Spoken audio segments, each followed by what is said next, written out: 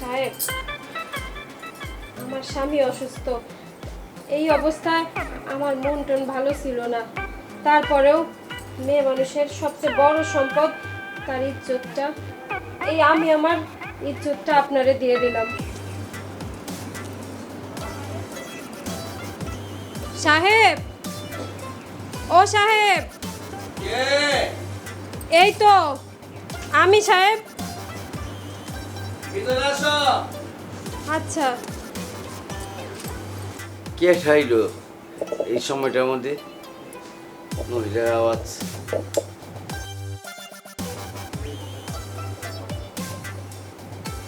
সাহেব, বসো বসো বসো। না বসবো না, আপনার কাছে একটা দরকারে আসছি সাহেব। আহা বসো না, আইসো বসো। দরকার তো সবারই থাকে, দরকারই তো আসবা। বলো কি কি ঘটনা? সাহেব, আমার স্বামী তো আপনার বাসায় কাজ করতো।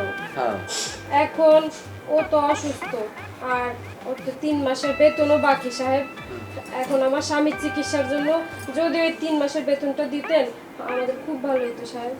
আহা রে, কষ্ট। অসুবিধা নেই, তোমার স্বামীর টাকা আমার কাছে আছে। আইসো ভালো, আমি তো আর জানি না। ঠিক আছে, টাকা দিয়ে দেবো। তোমার কথা শুনে খুব খারাপ লাগলো। বলোই তো, আমার খুব পুরানো লোক, আমার বাসায় কাজ করতো। ওর 3 মাস ধরে অসুস্থ। যাক, এই সময় তো আমারও কিছু করণীয়। আর টাকা টাকা তো তোমার দিবই, এর মধ্যে একটু বেশি হয়ে দিয়ে তুমি, কোনো অসুবিধা নেই। তুমি এই প্রথম আমার বাসায় আইসো, একটু চা নাস্তা করবা না? না সাহেব, কিচ্ছু খাবো না, আপনি টাকাটা দেন। আহা, টাকা তো আমি তোমার দিয়ে দেবো, চিন্তা করো না। এক কাপ চা খাও। হ্যাঁ, আমি চাটা নেই, বসো বসো।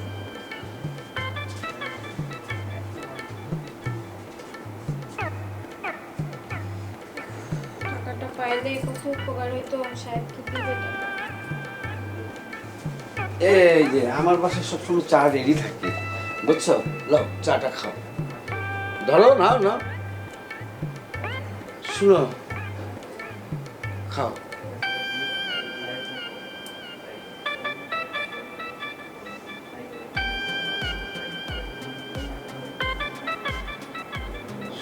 একটা কথা তোমারে কই, কিছু মনে করবো না তো? বলেন সাহেব। বলাই বলাই তো দুর্বল, অসুস্থ হয়ে গেছে গা। তোমার মতো একজন এত তরতাজা তরুণীরে বিয়া করছে। আহা, তোমার জীবনটা কেমনে যাইব আমি ওই দিকে দেখতেছি, বুঝছো? বলে যদি কিছু হয়ে যায়, তোমার দেখবো কেটা? দেখার তো কেউ নাই। যাজ্ঞা, তুমি চিন্তা করো না, যার দেখার কেউ নেই ওর তো ভগবান আছে। আর তুমি যদি কিছু মনে না করো, আমি তোমার লগে আছি। তোমার যখন যেটা দরকার আমি তাই দেবো। সাহেব, আমার স্বামী সুস্থ হয়ে যাবে, যদি ঠিকমতো চিকিৎসা করা হয় সুস্থ হয়ে যাবে। আপনি টাকা কয়টা দেন? শুনো, সুস্থ আর ভালো এটা তো উপরালার উপরে। ক্যাঠা সুস্থ ক্যাঠা ভালো এটা পরের কথা। যদি কিছু হয়ে জায়গায় বলাই, তাহলে তোমার কি অবস্থা হইব? না সাহেব, এইসব বললেন না। হ্যাঁ, আচ্ছা যাক, না করুক। শুনো, তোমার এই মুহূর্তে অনেক টাকা দরকার। 3 মাসের বেতন দিয়ে কি করবা? 3 মাসের টাকা দিয়ে তো বলের ওই অসুস্থ সারবো না। আমি যেটা কই, আমি তোমারে একবারে 50,000 টাকা দিতেছি। ঠিক আছে, 50,000 টাকা দিই, তুমি এইটা নিয়ে তারে সুস্থ করাও। আরো যদি লাগে আমি দেবো।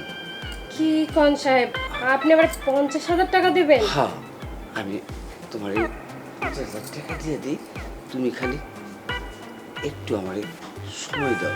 এই দুনিয়াতে তো কেউ কারে দেয় না এমনি, কোনো না কোনো কিছু একটু দিতে হয়, গিভ অ্যান্ড টেক যেটা করে। সে কি সাহেব, আমরা গ্রামের মানুষ তো এত বুঝি না। সেটা হলো কি, আমি তোমার দিলাম, এটার বিনিময়ে তো তুমি আমার টাকাটা ফেরত দিবা।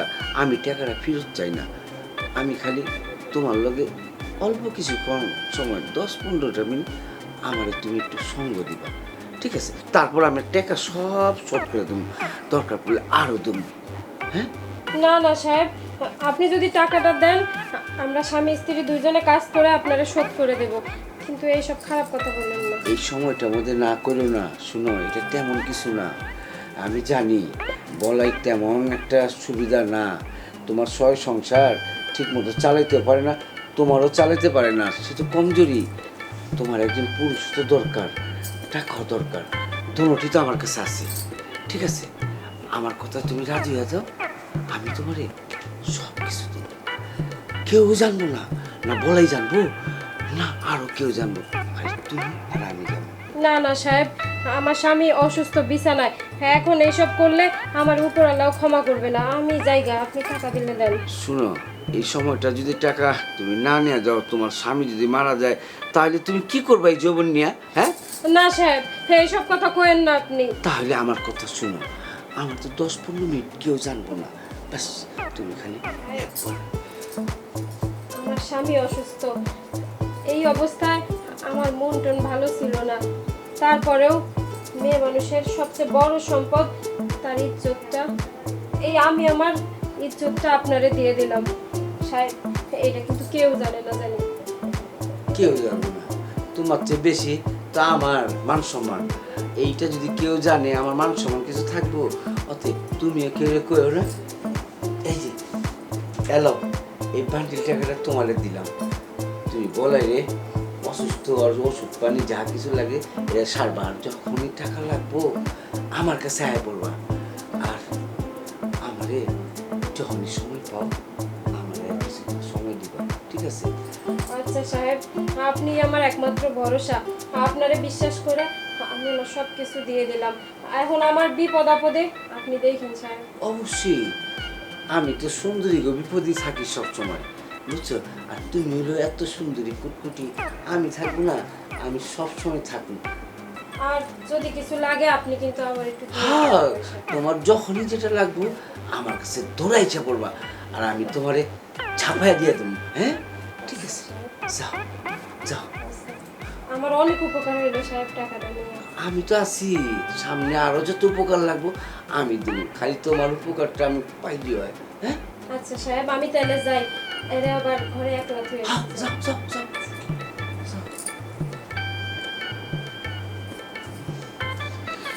কি খাস্তা জিনিস, তরতাজা হয়ে গেলাম গা, শরীরটা ফুরফুরা হয়ে গেল গা, মনে হয় বয়স কমে গেল। এইরকম যদি মাসে 2-4টা খাইতে পারি, বয়স আর বাড়বো না, বয়স খালি কচির মতো থাকবো, বাচ্চা বাচ্চা হয়ে যাবে।